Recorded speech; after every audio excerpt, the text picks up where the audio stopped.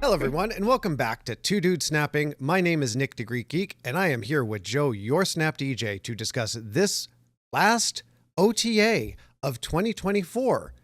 Joe, how are you doing? How's it been? I'm good. I'm good, man. How have you been? It's been fun. I mean, it's been a year, and Yeah, they certainly are ending the year with a little controversy from this always. as well. So yeah. I mean, so far it's been cool. I've been playing after the OTA came out, and I actually even tried Arsham because I wanted to see for myself what it was like. But it is very different, and we'll Yes. talk about that in a bit. But yeah, it was interesting. I mean, the OTA was interesting. There was some pretty big changes, but Mhm. for the most part, it was focused really on the one card. Yep, it was focused on how can we make Airship not be as oppressive as it is, and Yeah. I think they've worked really well to do that. I don't know if this is the end state of Airship, but it's definitely something. Um, I'm not seeing that much less of Erisham, but I am seeing less wins against me with Erisham and less of a fight trying to beat them in terms of getting my ramp up and playing the cards that I want to play. You know, before they could play a Loki on 2, a Coulson on 3, and have a really massive head start. Now they're just not getting that. And at the very least, it's calmed it down over the holiday season. So I think we are all going to get a bit of a break. I still think Erisham Thanos is ridiculously strong. I think if you're going to run Erisham, it needs to be in a Thanos shell if you really want to succeed with it. Because I think anything else, you're limiting what you're able to do. The lack of duplicates, the lack of ramp until turn 3 makes that really hard. But Yeah, I mean, like I said, it was, not having the ramp the first two turns and for me the duplicates thing was the big yep, thing because that's when yep, I mean, giving them two Shang-Chi's, or two other big cards that they want to have in their deck, like an Enchantress or something like that, is just, it was too much. And so I know, yeah, I mean, the community is pretty split on this. There's a lot of people that were happy about it, and there's a lot of people that weren't as happy about it. And they kind of, it was funny to see some of the creators talk about it too, the larger creators, because they kind of took sides. Some of them took sides on one side and said, well, this isn't good for newer players because newer players like to play Arsham, and so it's not good for them. And some of them were like, yeah, but it was too strong, and something had to be done. So it really split a lot of people. So I don't know. I personally, from my standpoint, something I think had to be done with it. The duplicates was too much. And now that not giving them that extra energy for the first two turns, it does make it very, very different deck. And I do think that we're going to stop seeing it a lot, especially in, like, if you're playing Conquest, which I still do because I still play to get the card and the rewards yep, and all that kind of stuff. It was everywhere in there. That's all people were playing was yep, RSM. Plus, you're seeing it a lot in in events like Diner and things like that too. It was all over the place. So I think it'll calm it down, if yep. anything. And I don't mind it. I don't mind the changes. I think something had to be done. It was very strong for what it was, and the fact that it got that edge, now I think I heard someone was it on a podcast? It might have been on Rees and Ben Rollers and Lauren's podcast.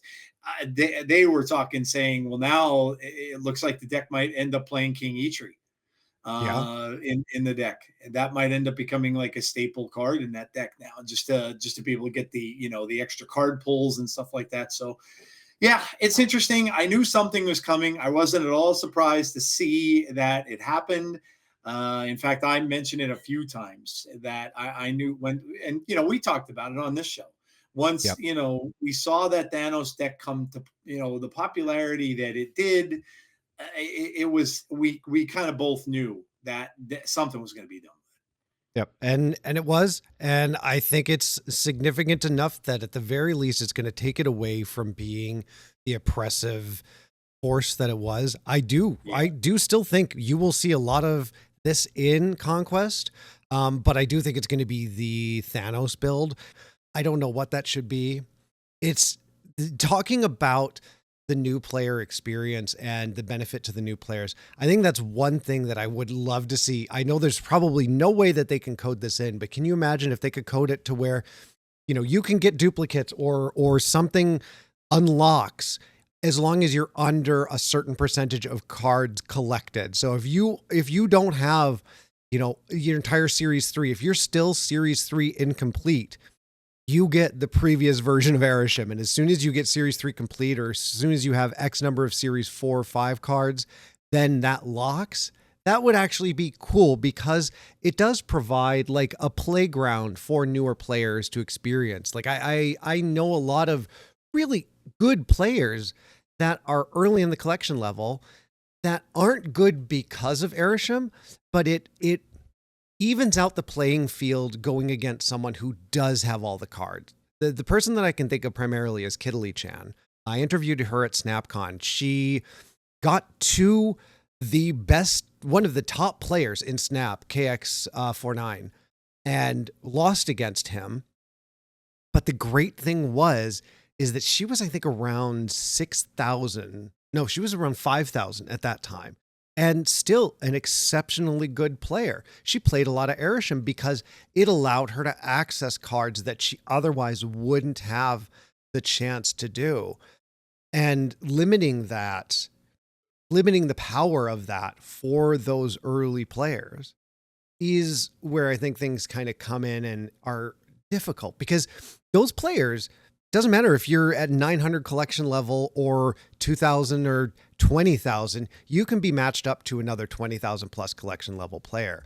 And I can only imagine what it must be like. I remember what it was like when I would face infinite players, before they split out infinite and non-infinite players. You remember how it used to be just the same bucket? Like you'd play infinite players and they might be generous and donate to you. I remember how intimidating it was coming up against people with like titles and really nice splits on their cards. My biggest fear is scaring off those people that are dipping their toes into this game. And I think Erisham was a great way of giving them a little bit of, here you go. Here's a sandbox that you can play in.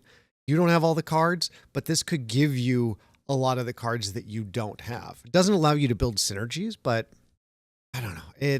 I see both sides of it, but I'm also was just tired of seeing it. Like it's one of the other reasons why I didn't even want to touch Conquest, because that's all that was there is Erisham. And Yeah. it's like they can just beat out an Erisham game can win out just by pure attrition, because they can just go, okay, well, I didn't get a good draw this game. I'll just retreat, come back, and you never know what they have in their arsenal. Yeah.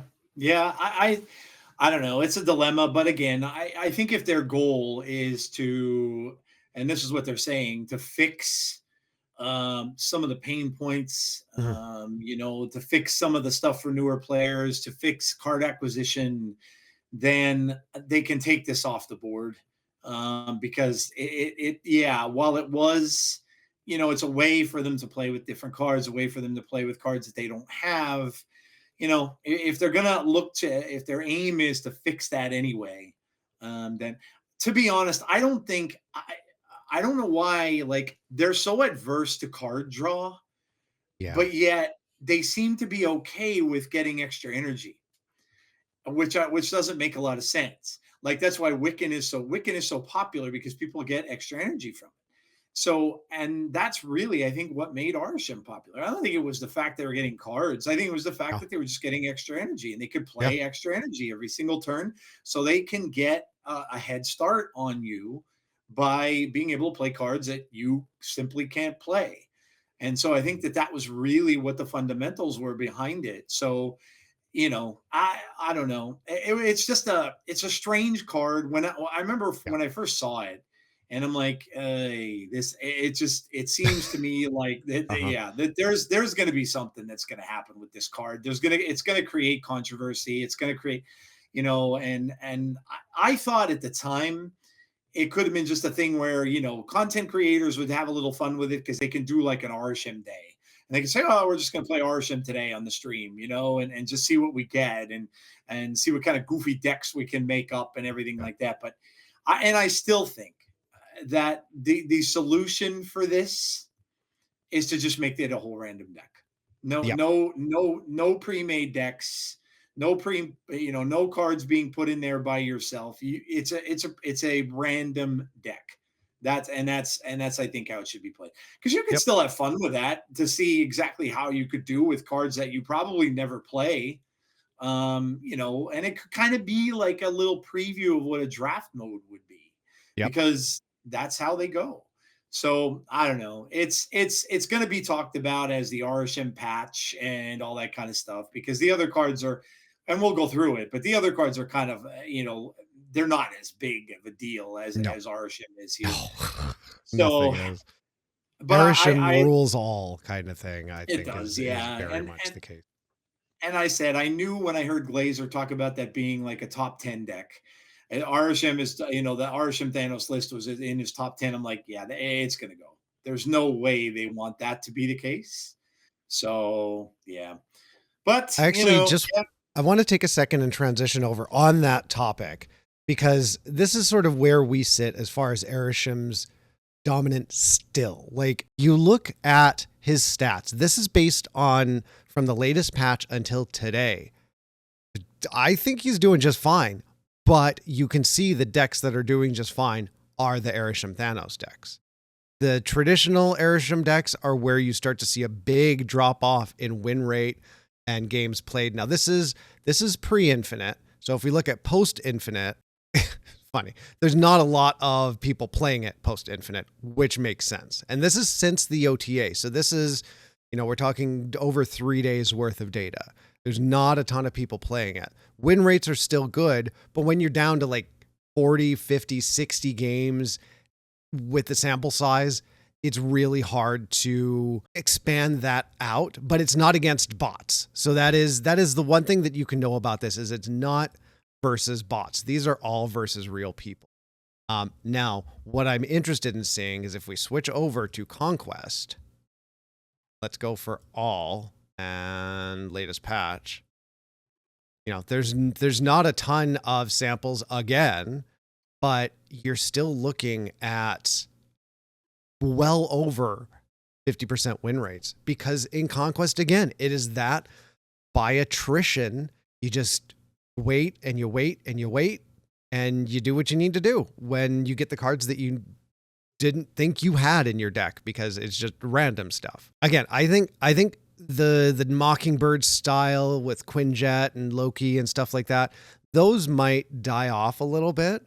But you'll notice this build specifically, the one on the top left here, this one does not have Coulson in it, but it does have cards like Valentina, Cable, and Quinjet. So it gives you the flexibility to, pull in those bigger cards that you can play earlier. Like that card you pull in from Valentina, if you get her on turn 2, you can play that on turn 3, because that's when you start to get your ramped energy.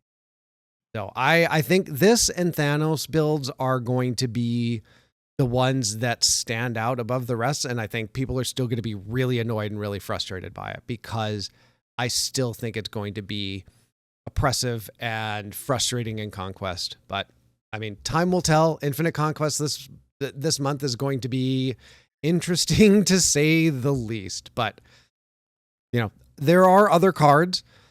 So why don't we move off onto that? Well, let's quickly do a run through of the changes to the cards. Most people probably already know this. I know we're a few days late from this, but Typhoid Mary, the only change that she got was that instead of -1 power, she's now -2. Eliath got a power nicked off the top, and now he's not shangable. He also doesn't buff Surtur. Enchantress went back to a 4/6 for the 400th time. Black Widow got dropped down a power to 3/3. Frigga got a power bump to 3/4 instead of 3/3. And then it's interesting. These other ones, Shuri is now a 4/3, doesn't work in negative as well anymore. Doesn't work with Ravonna, but I don't think a ton of people were using her with that. But the things that I find interesting are the buff to Lockjaw and the buff to Stormbreaker. Both of those being buffed to Lockjaw is an extra point of power. Doesn't really matter unless he's a 3 cost. He just doesn't matter. But Stormbreaker getting an extra 2 power that's pretty big. Like you've already got a 0-1 that you've now increased to a 0-3. That's anyway. Cerebro Yeah, I got a mean, buff. Oh, sorry. Go ahead, Joe. no, I was just going to say, I mean, I think there's a Thor's deck in the Yeah. top 10 decks now. So, Hmm. yeah, I don't know. Again, it's a very niche deck, It is. and so yeah, it gives you a little more power and stuff like that. All these other changes I saw, the only one I thought might be really any significance was the one where you were just going to get to. The Yeah. Cerebro change I thought might be the most significant one, other than the Arsham change. Yeah, the Elsa one is an extra point of power. I mean, extra Yeah. point of powers can help, but in an archetype like that, I don't think it makes too much difference. But yeah, the Cerebro change down from a 3-0 to a 2-0, it gives you a lot more flexibility as far as Yeah. what you can do with that. You can play Cerebro, Mystique, and say Misty Knight if you're running your traditional Yeah. Patriot build or whatever. Actually, no, never mind. You're not playing Misty Knight. That's Patriot. Anyway, you can do Cerebro, Mystique, and something else, or you can do Yeah. Cerebro with something like Brood if you're doing that kind of Cerebro. It Yeah. does provide flexibility, and I think it's good. That said, I I haven't seen any Cerebro gamers happening. I don't think I've seen a single person playing Cerebro other than hearing Cerebro 3 and looking at the conquest stats. Like since the patch, it's still barely above 50% win rate. In ranked, it's the win rates are decent, but the average cubes are really terrible. It's in infinite post infinite. Eh, C3 is the best. It always has been. Um, but yeah, pre-infinite, it's not the kind of deck that I think has legs yet. Maybe it will, but as of now, I don't think it's there. It's a good buff for it, but yeah, I think we'll have to see. I think C3 is still the best kind of out of the bunch. I tried it. Glazer had a deck, Mm, C3 deck that he put in his video a couple days ago.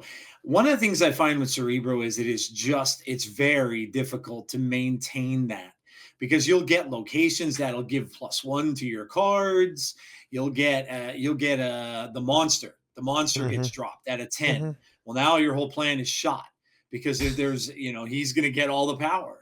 So yeah, I never ever enjoyed Cerebro. To me, it's like you have to have so many things go right in order for you not to get screwed where the Cerebro's not going to hit every single card that you want it to. So I don't know. I the only person I know is no big deal from Mm, the Kid Snap. He's the only yep. person I know that plays Cerebro consistently of anybody. Him and And Dexter. yeah, He and Dexter are the yeah, Cerebro yeah. believers, I Dexter think. likes it too. That's it. Yeah, yeah. Yeah. But I don't know, man. Like I think that I think they with this OTA, I think they didn't want to do a lot of negativity. The big negative hit was obviously Arshem. And Yep. then I think for a lot of this other stuff was just kind of like good tidings type of Yeah. things. Like, oh, let's bring Shuri back into the meta. Let's have people play Shuri. Well, listen, a lot of people aren't going to play Shuri because No. Shuri just doesn't go tall enough. No. The decks out there right now, and I heard Lauren talking about this today on their podcast. The decks that are out there go tall, Mhm. and you're not gonna if you get a red skull that's gonna damage your own lane. Yeah. A 28 isn't gonna be enough, and you're just not gonna win with that. So no one's gonna play Shuri. Lockjaw is the same thing. Lockjaw, like you said, Lockjaw isn't good unless he's a 3. Being a 4/4, or it doesn't matter. It does this. There's just nothing that matters about this. The Thor's deck's the same thing. I just don't know that a Thor's deck can go that tall. And when you're playing a Galacta deck, where you can just have gigantic cards with that extra power she gets, why even bother playing Elsa Yeah. Bloodstone? Yep. So yeah, I mean, until we see a shift in the meta, and I think maybe this OTA, they were kind of trying to force a shift in the meta, maybe a little bit, but I I don't think haven't it seen changes it. it. No, I Well, don't think so either. Yeah. Speaking of that, actually, before we go over the text from their Discord, I want to switch over to the top text right now. Yeah. Post patch. Discard. So latest patch, yeah. Shocker. The top 2 cards are still discard. And then Right. what I did like to see though, I guess, maybe I'm mixed on this one, is the Kyra Gilgazoo style decks, which are still solid. They're still successful. They put out a lot of power. They fill the board.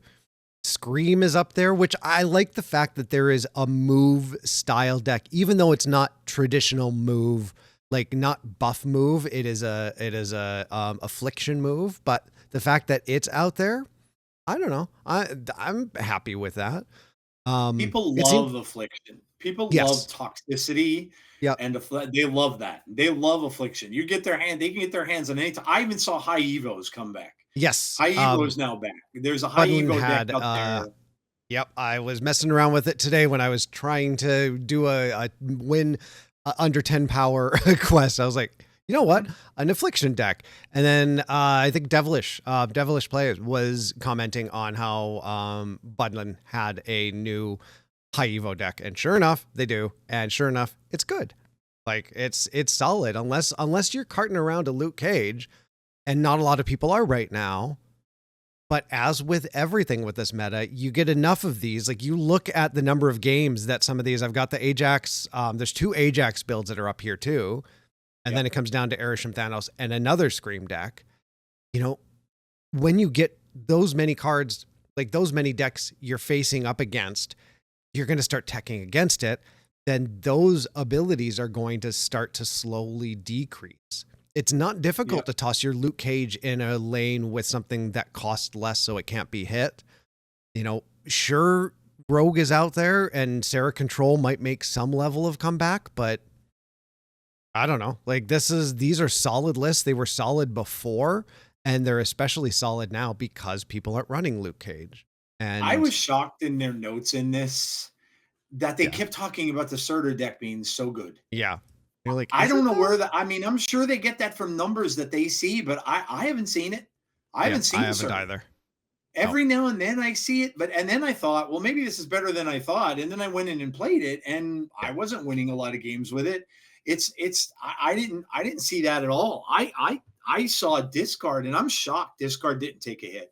Yeah, I'm not a shocked single hit. discard didn't Not get hit. even a point of Yep, power did they take. yep.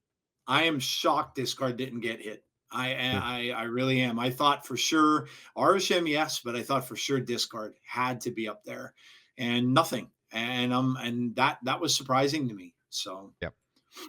And I think the interesting thing about discard and what I actually like about this change is that for somebody that's a new player, discard is a great archetype to get into. It's inexpensive.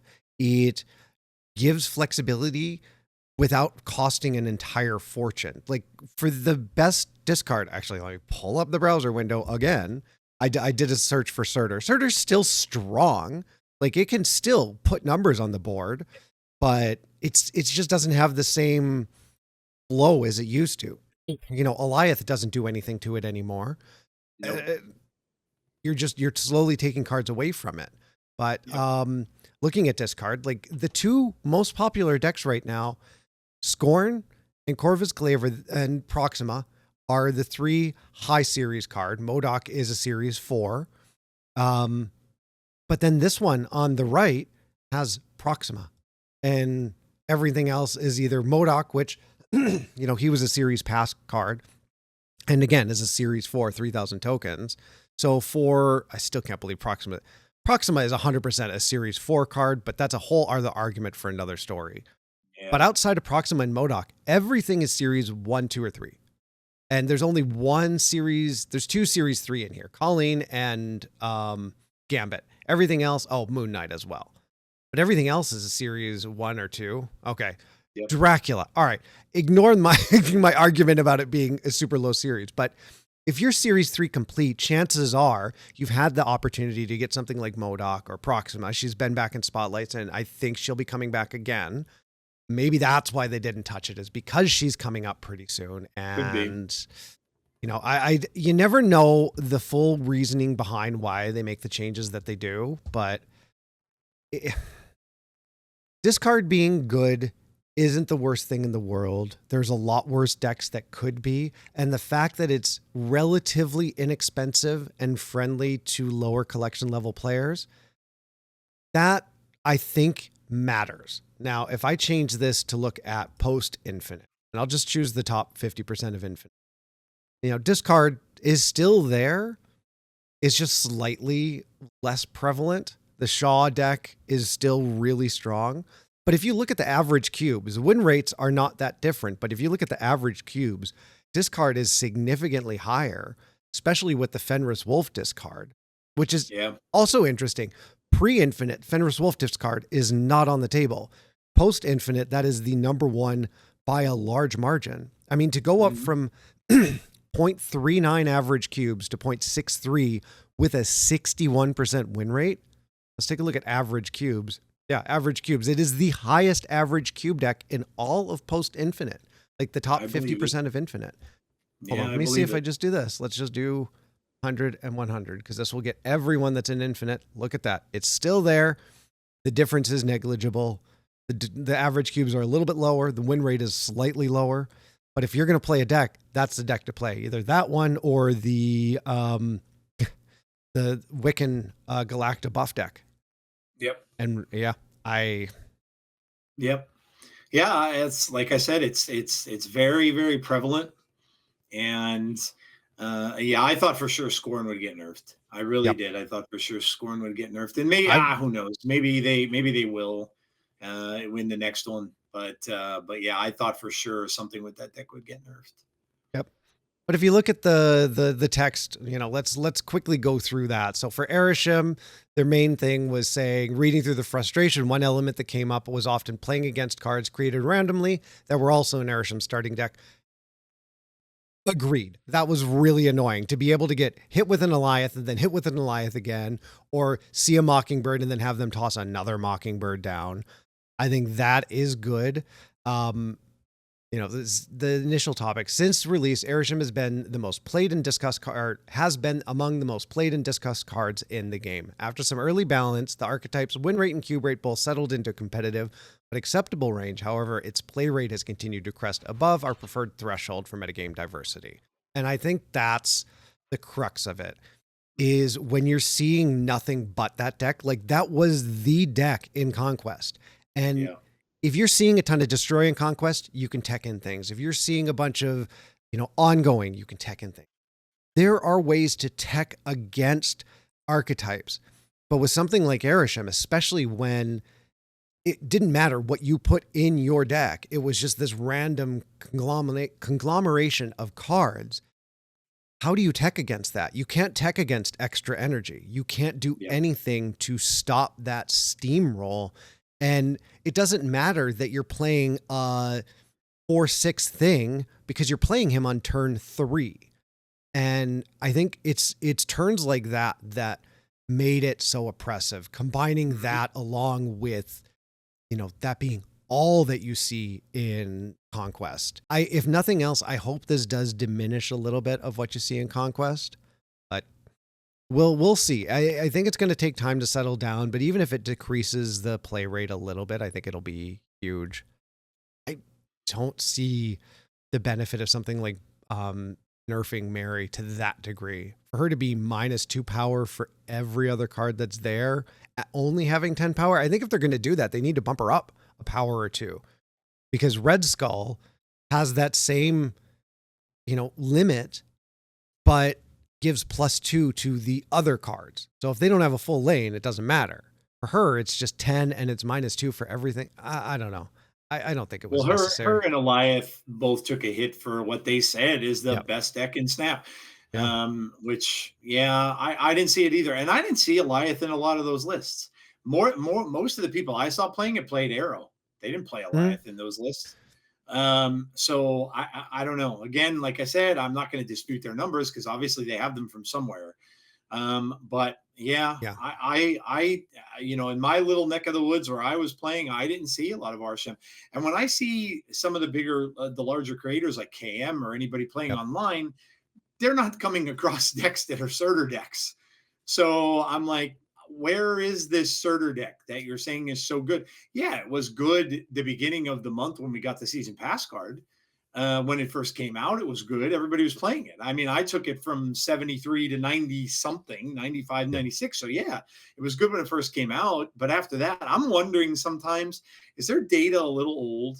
Like, is the data they look at like a couple weeks behind or something like that? Because it doesn't make sense to me. Like, I don't know what data they're looking at, but Yeah. again, I did not see much Surtur at all, and that's in anywhere I played.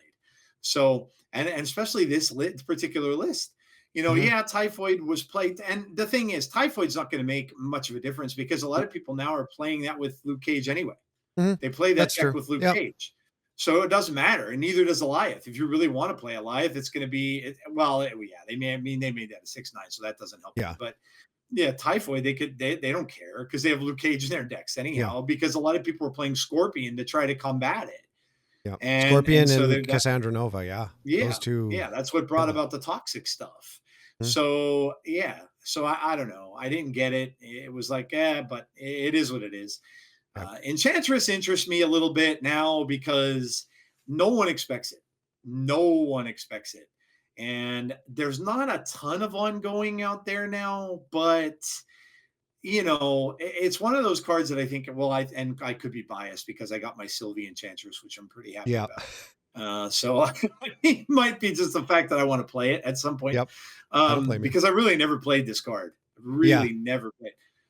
She got a little popular when Darkhawk was so big, but Well, he's it coming was back never. again. One of the top decks is Yeah, that Darkhawk deck, and yeah, it's yeah, hard to justify a 4 cost. You don't have the old Zabu where you're constantly getting that deduction of yeah, cost. It's just yeah. it's a one-time thing, maybe twice if you finagle it around, but I don't know. I still have not seen a single bit of Enchantress. But again, it's 2 days in, so Hmm. there's a lot else that's going on. But outside of Yep. that, they talk about Black Widow. She was annoying. Yeah, I miss the Grandmaster interaction. I know it was a dick thing to do, but it was fun to do that and then to throw that's misery down on exactly. top. Yeah, that's exactly why they did it. That's Yeah. exactly 100% why they did it. And now they're they're seeing that, well, it didn't really matter much. Well, it didn't really matter much because it was Yeah. in a niche deck. Yeah. And when it's in a deck like that everybody probably just stopped playing that Mm. deck. So Frigga, it's like I just don't play it. I just don't Yeah. play it. Yep. It never interested me. And I don't know. Maybe you'll see like those eventually. Maybe you'll see those big kitty decks come back Yep. where they'll use that. Where I saw her being played in some of the decks that I played against, and it was the weirdest thing was Destroy. I saw people Yeah. using her in Destroy decks. I mean, Uh, th- makes they'd use it for the sense. big Deadpool. Yep. They'd use it for the big Venom, and that's where I saw her being used. Other than that, again, it's not a card that's going to make me play it for a point of power. I just never really saw a need.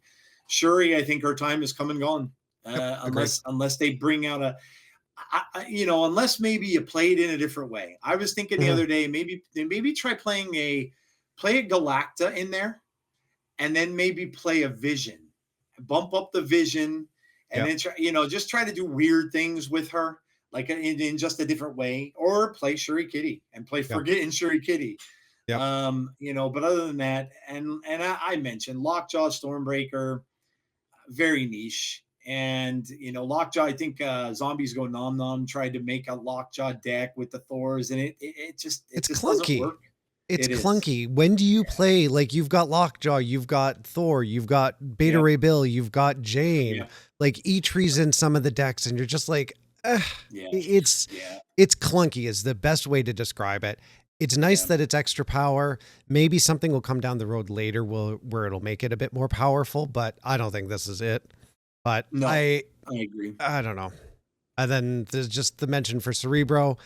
Yeah. I'm glad Cerebro's getting some love.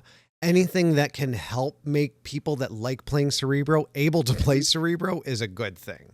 Mhm. But the Elsa Mhm. change, just meh. If she was a lower cost, it might be 3 cost is so hard to stick on a Yeah. card. Like 3 is just such an oppressive cost to put on there. Yeah. And it's just not, it's Plus, hard to justify. yeah, like I said, with Galacta, that makes no sense. There's That no said, reason to have her. There's no reason to have her in a deck. That said, having both of them in a deck, I did play a deck. I forget what it was. I think it was one of the ones that Glazer had showcased, and I was just playing around with it.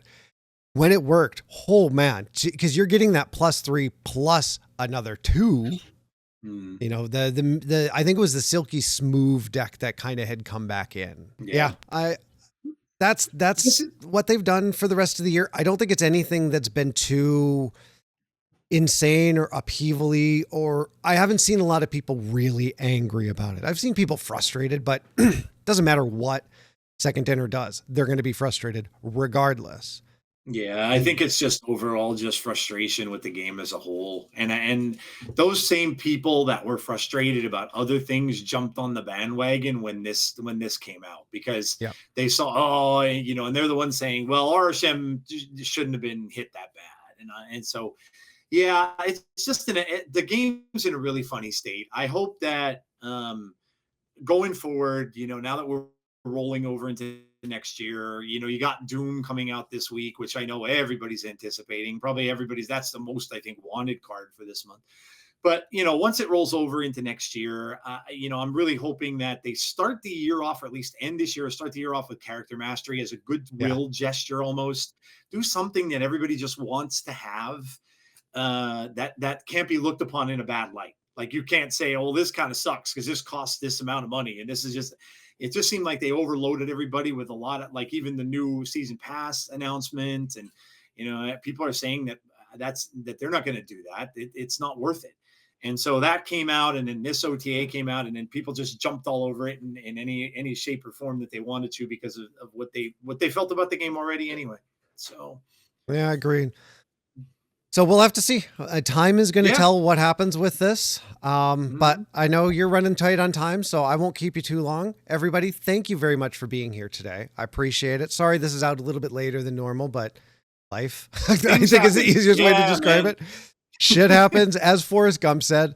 And we'll see you. Hopefully we'll get finished with our recording, and we'll get the full episode of Two Dudes Snapping up very soon. But Joe, as always, thank you for being here today. I appreciate it. Absolutely, man. And we will see you soon. Bye, everyone. See you guys.